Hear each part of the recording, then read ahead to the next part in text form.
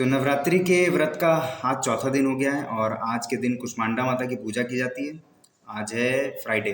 आज फ्राइडे है और ऐसा माना जाता है कि कुष्मांडा माता जो है वो हमारी गैलेक्सी के बिल्कुल बीचों बीच स्थापित है और बाकी बहुत सारी चीज़ें प्रदान करती हैं, कई सारी शक्तियाँ, कई सारी फीलिंग्स, कई सारे भाव जो होते हैं वो प्रदान करती हैं। अलग अलग माताएं, अलग अलग भगवान, उनके कहीं ना कहीं डिपिक्शन होते हैं ये।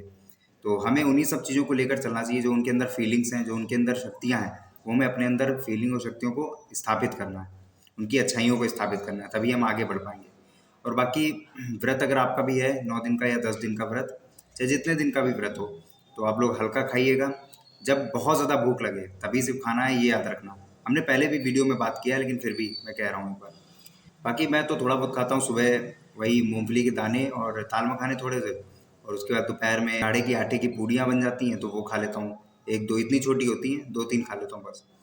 और यही होता है कि व्रत में थोड़ा थोड़ा खाना होता है। पिछले 3 दिन से मैं ये चीज़ नोटिस किया हूँ कि मेरी प्यास बहुत बढ़ गई है, क्योंकि अब खाना ज़्यादा खा नहीं रहा हूँ, तो बॉडी चाह रही है कि मैं उसकी तरीके से रिएक्ट करूँ, उतनी ही भूख लूँ। तो फिर वो भूख बार बार भूख को कन्वर्ट करके वो प्यास में बदल देती है, तो मुझे बार बार प्यास लगती है और इसके कारण कम से कम पानी तो बहुत ज़्यादा पी रहा हूँ मैं इस समय। तो जो कि अच्छी बात है, लिक्विड जाता रहना चाहिए। हालांकि वाटर जो है वो कभी एनर्जी नहीं देता है, वो खाली मिथ रहता है कि हाँ वो एनर्जी देगा, लेकिन कभी वो एनर्जी नहीं देता है।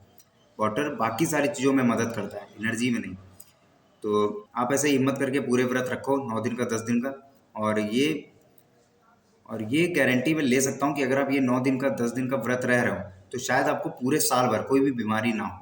शायद कह रहा हूँ, क्योंकि देखो बाहर का कभी ना कोई खा ही लेता है, तो उसका कोई ना कोई रिएक्ट तो पड़ेगा बॉडी के अंदर। कभी बीमार ना पड़ने का सिर्फ एक मूल मंत्र है, वो है कि जितना ताज़ा खाना खा पाओ, जितना ताज़ा फल और सब्जी खा सकते हो उतना ही खाओ। बचा हुआ ना खाओ कि एक दिन बच गया तब दूसरे दिन खा रहे हो, जितना ताज़ा हो सके उतना खाओ। तो गारंटी कह रहा हूँ यार, दोबारा बताना कि बिल्कुल भी आपको कोई भी बीमारी नहीं हो सकती। बाकी आप ये फॉलो तो कर ही रहे हो, मुझे फॉलो कर रहे हो, तो काफ़ी सारी चीज़ें मैं यहाँ एक्सपीरियंस से बताता रहूँगा अपनी। बाकी आई होप आप हेल्दी रहो पूरा अच्छे तरीके से, और 2024 में कोई भी बीमारी आपको ना हो। तो मिलते हैं किसी और वीडियो में, मतलब कल ही मिलेंगे। तब तक के लिए जय सिया राम।